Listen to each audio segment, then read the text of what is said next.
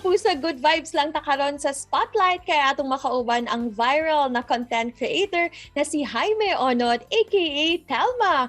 Maayong buntag, Telma, and welcome dito sa At Home with GMA Regional TV. Kamusta ka na? Good morning, Attorney Resi. Grabe ka-happy akong morning day sa Davao. Pangtulunan ako ni Naadlaw. Daghanay ko na-meet ng mga friends, mga Telmanians. Bisan na asa. Maayong buntag sa ato na tanan. Labaw na sa atong mga kapuso viewers.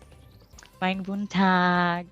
You are undeniably one of the rising stars in social media tungod sa imuhang content as Telma. Pero curious man may unsa man or asa banigi ka ng imuhang pangalan na Telma ug unsa pod ang inspiration behind sa imuhang mga videos?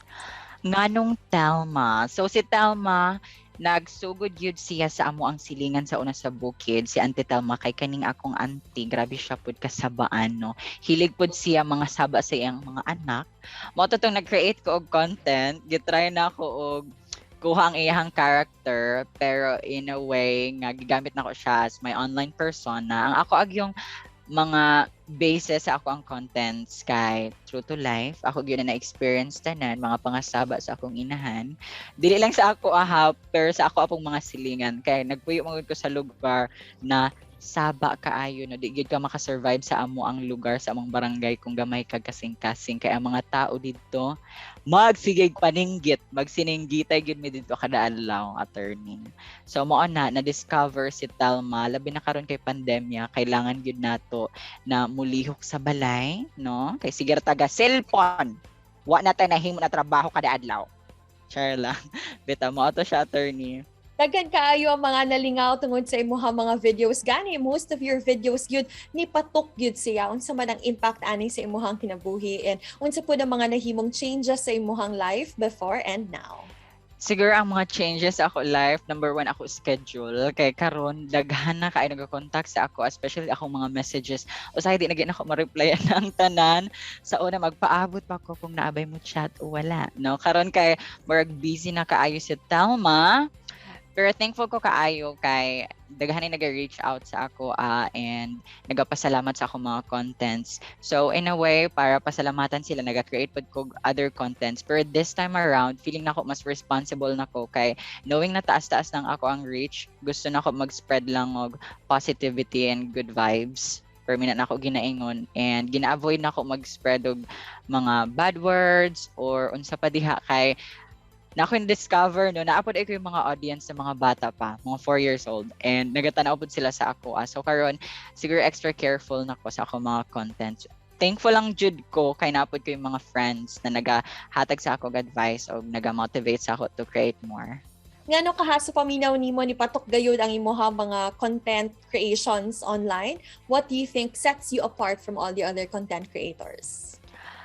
Ang kaibahan ni Telma, makaingon ko, mupatok yun siya kay kaagi siya sa mga Bisaya. Mostly kanang mga inahan na sigig pamadlong sa ilang mga anak, labaw nakita ng mga Bisaya, mga pabadlong tausahay.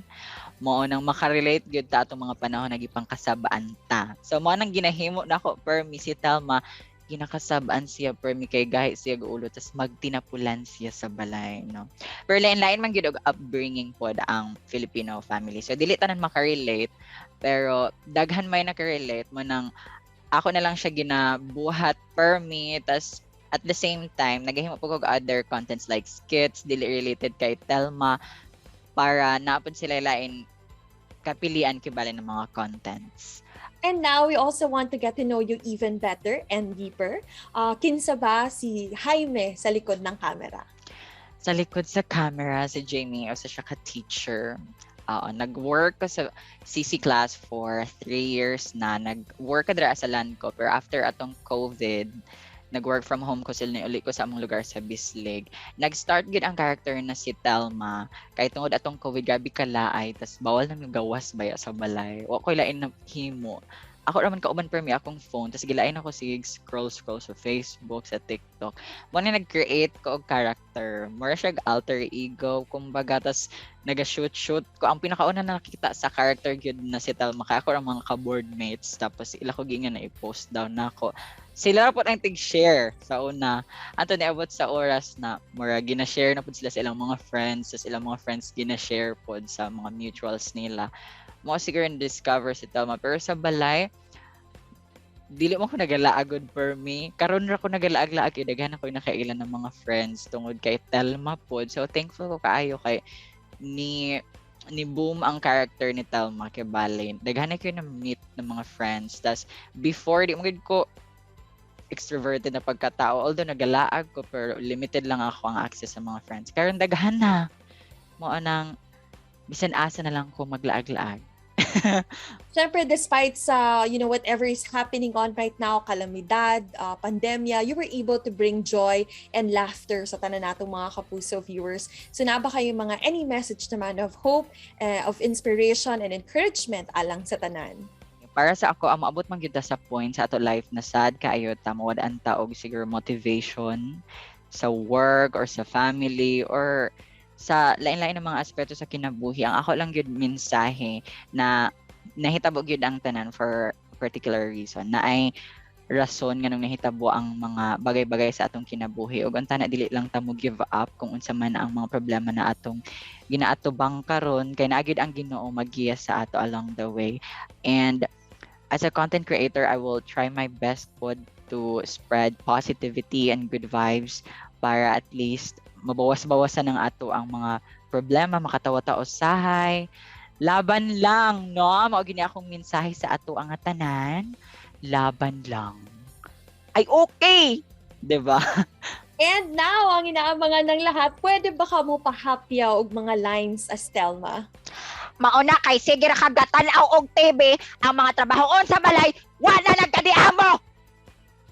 Ako na pud manghugas ani. Ako na pud manglaba. Ako na lang tanan. May pagmanglayas mo ning balay. Diba? Laman lang, Tita Telma. So, mga to siya, si mama na ako. Ang pangalan dahil sa akong mama kay Lilit. Akong pangalan, Telma. Naglibog sila kung unsa di panangalan sa akong mama.